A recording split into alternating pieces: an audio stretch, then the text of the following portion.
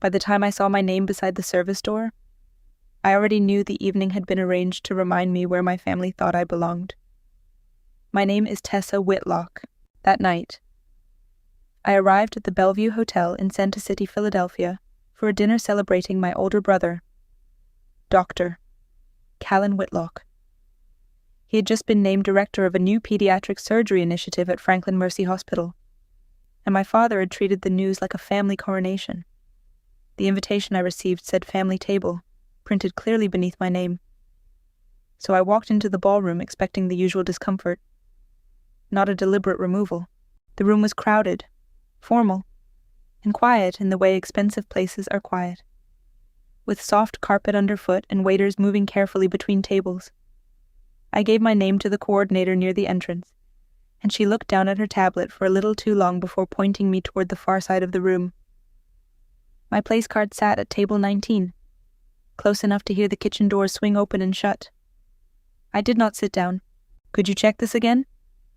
I asked her, keeping my voice low. "My invitation says family table." She looked uncomfortable, which told me more than her answer did. After another glance at the tablet, she said, "There was a seating change this afternoon. It came from the family contact." I nodded once. I did not ask her to explain something she had only been told to do. There are moments when arguing with the wrong person only helps the right person avoid responsibility. Across the room, my father, Russell Whitlock, was standing beside Callan with his hand on my brother's shoulder. He saw me, gave a short lift of his chin, and turned back to a hospital board member as if I were a late delivery he had already signed for.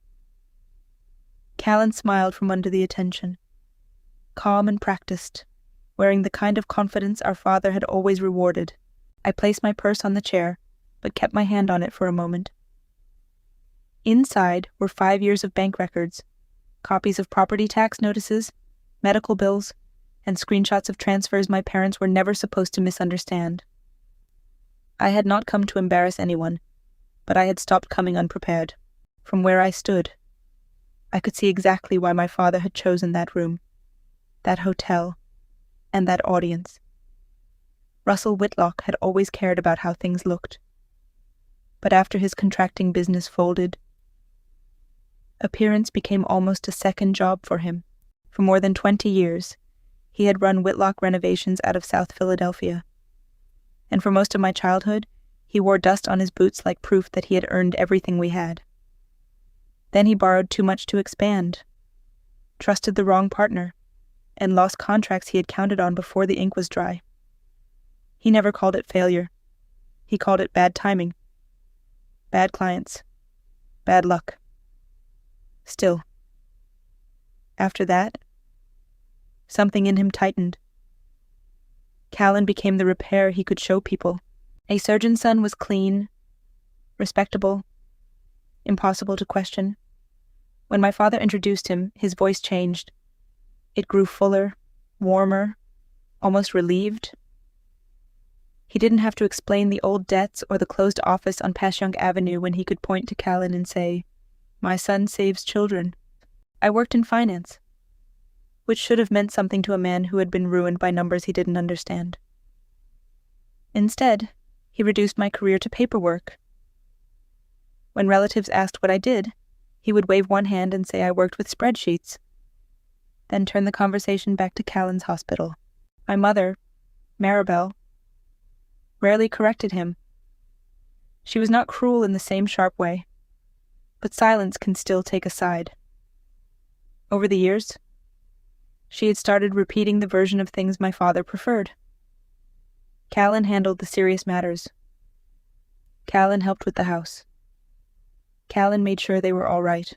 That evening, I watched her standing near the front table in a pale blue dress, smiling nervously whenever my father spoke too loudly. I wondered if she truly believed Callan had been paying their bills, or if believing it was simply easier than asking why the quiet daughter stopped offering details about her own life. Then my phone buzzed in my purse. Tomorrow's transfer was still scheduled.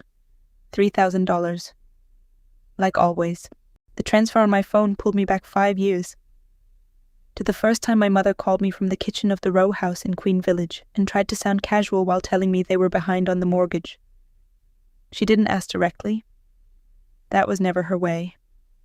She mentioned the late notice, then my father's medication, then the property taxes that had arrived earlier than expected, as if bills became less frightening when they were scattered through conversation. I asked her how much they needed, and she went quiet. "Your father would be upset if he knew I told you," she said. That was when I should have understood how our family worked. Pride came first. Truth came later. If it came at all. I began sending $3,000 every month to their joint account. I set it up as an automatic transfer, and in the memo line, I wrote the same thing each time. For Mom and Dad, love Tessa. I wanted there to be no confusion. I wanted the money to arrive with my name attached to it, even if I never asked them to say thank you. For a while, I thought it helped. My mother sounded less tense. The mortgage stopped coming up. My father's medical bills were paid. The roof was repaired after a storm, and I told myself that quiet help still counted as love.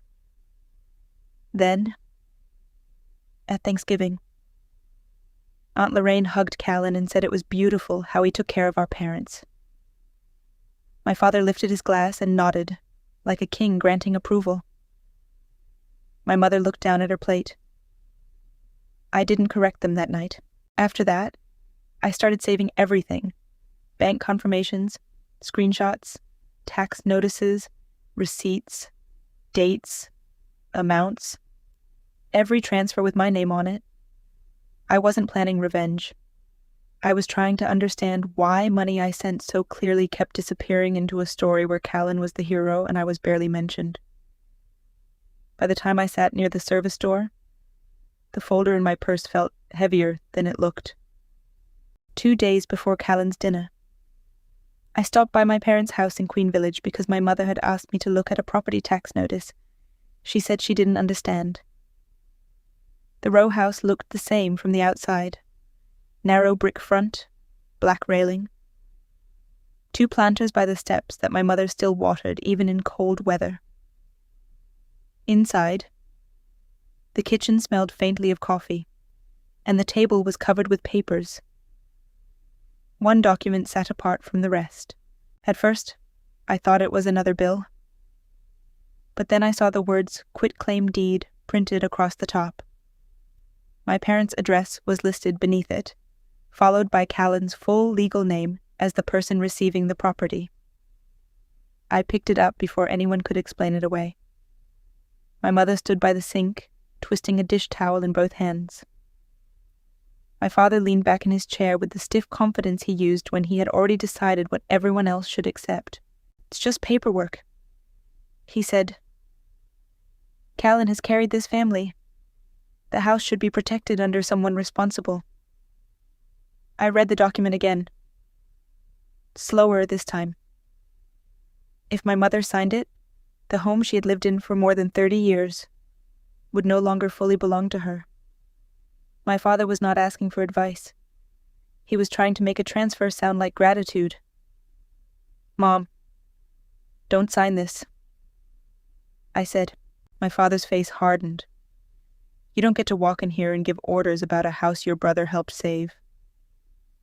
I looked at him, then at the notice beside the deed. The tax bill had not been paid, even though I had sent the money for it weeks earlier. That's exactly why she needs an attorney who doesn't know Callan. I said, My mother finally looked at me, and for the first time in a long while, I saw fear break through her habit of staying quiet. I photographed the deed, folded the tax notice, and put both copies into my bag. I left their kitchen knowing the dinner was no longer just about pride. It was about control. By the time dinner was served, I had moved from anger into something quieter. I watched my father laugh at the front table, watched my mother sit beside him with her hands folded, watched Callan accept every compliment like he had been expecting it since birth. The folder in my purse stayed closed. but I knew exactly where it was. Callan spoke first. He stood beneath the hospital banner and thanked the board, the donors, his colleagues, and our parents. His voice was smooth and controlled, the voice of a man who knew how to make people believe he carried more than he did. Family teaches us sacrifice, he said. My parents showed me what it means to give everything for the people you love. People applauded. My father wiped at one eye, though I don't know if it was emotion or performance. Then Russell took the microphone, and the room settled around him. He praised Callan for his discipline, his generosity, his loyalty. He said some children understood responsibility early, while others spent their lives looking for easier paths. I felt several relatives turn toward my table before I lifted my eyes. Then he looked straight at me. Tessa has always been smart, he said, with a smile that made the words worse. But she'll never be as good as her brother. Callan is the one who truly carried this family. A few people gave polite laughter, the kind that lets cruelty pass because it's dressed like a joke. My mother looked down. Callan didn't move. For a moment, all I heard was the soft clink of silverware and the blood moving in my ears. I thought of the deed, the unpaid tax notice, the memo lines with my name on them, and every month I had stayed quiet so my parents could keep their pride. Then I stood. My chair scraped the floor just enough for the room to notice. Say that again. Dad, I said, my voice steady. Clearly, this time, my father stared at me as if I had broken a rule he had never needed to say out loud. For most of my life, his disappointment had worked because I accepted it quietly. Standing there, with 200 people watching, I could see him trying to decide whether I was still that daughter. He gave a short laugh into the microphone. Sit down, Tessa. This isn't the time to be sensitive. That was the moment I stopped protecting the shape of our family in public. Then ask him to pay all the bills. I said, I'm not sending money anymore. The room changed in a way I could feel before I could explain it. Conversation stopped near the front tables first, then spread outward until even the servers paused beside the walls. My father's smile stayed on his face, but it had lost its ease. What money, my mother asked. Her voice was small, but it carried because everyone else had gone quiet. I looked at her, and for a second, the anger in me softened. She truly didn't know, or maybe she had trained herself not to know, which was almost the same thing until the damage became visible. I took my phone from my purse and opened the folder I had prepared. My hands were steady, though my chest felt tight. $3,000 every month, I said. For 5 years. Mortgage, taxes, repairs, medical bills. Every transfer went to your joint account. Callan stepped away from the podium. Tessa, stop. You're misunderstanding something. No, I said, turning the screen so my mother could see. I finally understand it. The first transfer appeared at the top of the list. Then the next. Then years of identical records beneath it. Each memo line said the same thing for Mom and Dad. Love, Tessa. Love. My father lowered the microphone. My mother moved one hand to her mouth. Callan looked at the phone, and for the first time that night, he didn't look celebrated. He looked cornered. My mother opened her banking app with hands that kept missing the screen. For years. She had let my father and Callan handle anything that looked complicated, and I could see how helpless that had made her feel in that moment. The room waited while she typed her password twice before it worked. When the account loaded, her face changed. There's almost nothing here, she whispered. My father moved beside her, suddenly impatient. That can't be right. Callan said the money was being managed. I looked at Callan, but he was staring at my mother's phone like the numbers had betrayed him instead of the other way around. That small reaction told me what I needed before he spoke. Dad gave you access to the account after he retired. I said, "You were supposed to help them pay bills." Callan's jaw tightened. I did help. I moved funds into Better Places because leaving money in checking was irresponsible. Better Places, I opened another file on my phone. Risky trades, personal debt payments, private club fees, and a car lease under your name. The words landed slowly. Then all at once. My father looked confused first, then angry, but still not at Callan. That was the hardest part to watch. Even with the truth in front of him, his first instinct was to protect the son who had made him feel important. Callan took one step toward me. "You don't understand investment strategy." "I understand subtraction," I said. "And I understand that money I sent for Mum's house. Dad's medication and overdue taxes ended up covering your life." My mother lowered the phone as if it had become too heavy. "Callan, did you take it?" He didn't answer quickly enough. That silence did what my records couldn't do alone. It broke something in the room. My father's pride, my mother's trust. Callan's perfect image, all of it shifted at once. For the first time that night, no one was asking me to sit down. Callan recovered faster than I expected, but not because he had an answer. He recovered because he knew how to perform confidence when facts were against him. He turned toward the room, lowering his voice into that careful tone doctors use when they want everyone to believe they are the calmest person present. "My sister has always had issues with being overlooked," he said. "This is jealousy, and I'm sorry all of you have to see it like this." My father looked ready to believe him, because believing Callan had always been easier than facing me. My mother did not move. She was still staring at the banking screen. Before I could answer, a woman from the hospital board stepped forward. I recognized her from Callan's donor materials. Evelyn Cho, chair of the finance committee. "Are you Tessa Whitlock from Harrogate Capital?" she asked. Callan's face tightened. "Yes," I said. Evelyn looked from me to Callan, then back again. "The CFO. The room went still in a different way. Not shocked yet, but waiting for the shape of the truth to change. I took my phone and called my assistant, Lauren. When she answered, I put her on speaker. "Lauren, I'm at the Franklin Mercy dinner."